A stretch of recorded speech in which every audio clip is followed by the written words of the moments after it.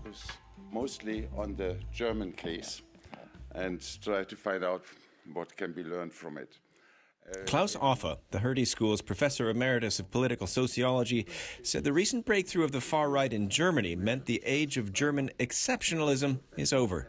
The far right and populism are facts of life in European politics now. Usually when we talk about populism, we try to also look to history in order to get answers. And very often, specifically in Germany, we look at the 20s and 30s. But isn't the late 19th century a much better blueprint to look at? In the sense of, we've seen an enormously widening gap between rich and poor. We've seen a small group getting richer very quickly, and a huge group belonging to the Lumpenproletariat back then. And what we've also seen was enormous technological advances.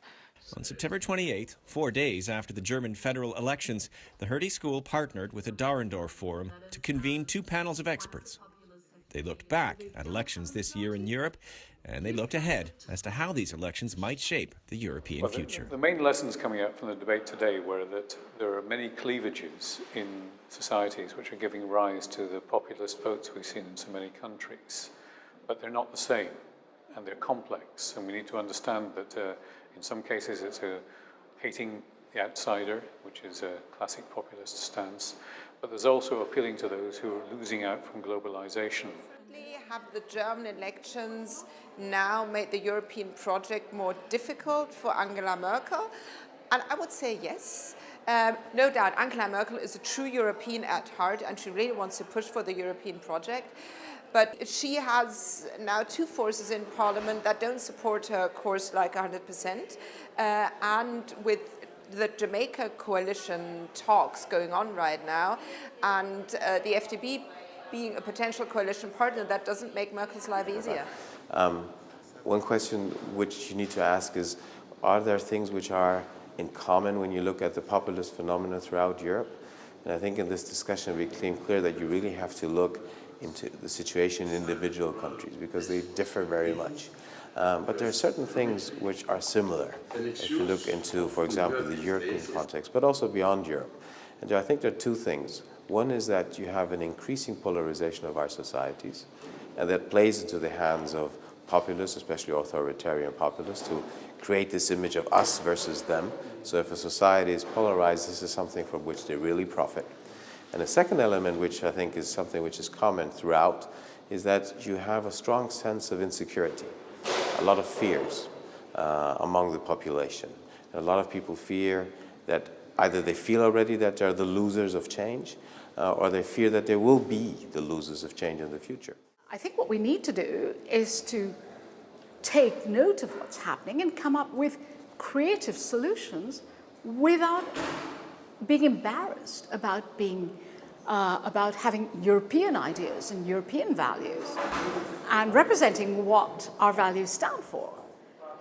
It's not European democracy exclusively. I mean, you see the same in the US, obviously, you see the same in other parts of the world. I mean, the magnitude of the changes is such that large segments of the population feel they're left out, and they react, and we are seeing the political repercussion of it.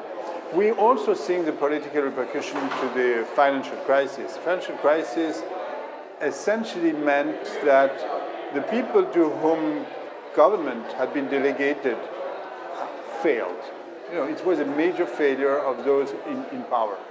And so it unleashed an anger. Give them the time to show they can't change anything. The panels included not just professors of politics, but practitioners too, with specific ideas about how to fix things. First of all, tell the truth on many issues. For example, tell the people we are interdependent. Sovereignty, as the nationalists presented, is simply yesterday visions of the world. You can be nostalgic, you can be in favor or against. It's not a matter of choice, it's a matter of fact. What's to be done is, to me, as a parliamentarian, that's self-evident. What is to be done is that we need to take account of the change instead of denying it's happening, look at why it's happening, and try to meet the concerns of these people. I mean, that's the very least we should be doing. So I'm not in the denial industry, And I'm not necessarily even in the decline industry that, oh dear, there's decline of the West, there's decline of liberalism. I mean, here I am at the Dahrendorf Forum, you know, this fine, amazing liberal who bridged his thoughts between so many different countries and made such a big impact on what we understand of the meaning of freedom, the meaning of economics and sociology, of course.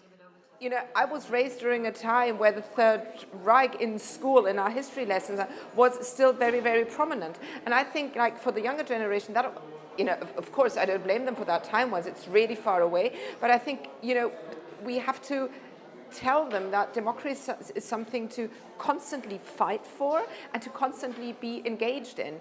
And the only way that actually can function is if you connect citizens and politics again. And I think that linkage has been eroding. The question of how to reach out to people is a very difficult one to answer because we haven't yet found the formula. The mainstream parties are finding it very difficult, which is one of the reasons that mainstream parties, as we saw in the German election, are the relative losers of what's going on. And yet we don't quite know how to connect to the new groups in society who are asking for change. Young people in many countries, those affected rightly or wrongly by migration in ways which they resent, and those who feel that they're the losers from globalization, they're all remote from the political process. And the big challenge, therefore, for political parties is to find new ways of connecting with them. Policy is a political challenge, but it's also a policy challenge because you have to sort of reinvent the policy that create these links. It may be transport policies, it may be you know, high-speed connection, high-speed internet connection, policies that favor mobility services, obviously the provision of basic services like education and health. All that matters. One thing we have to say is that we have to look the public in the eye and say, don't look to us to solve your problems. It isn't only about being a manager or about being the savior.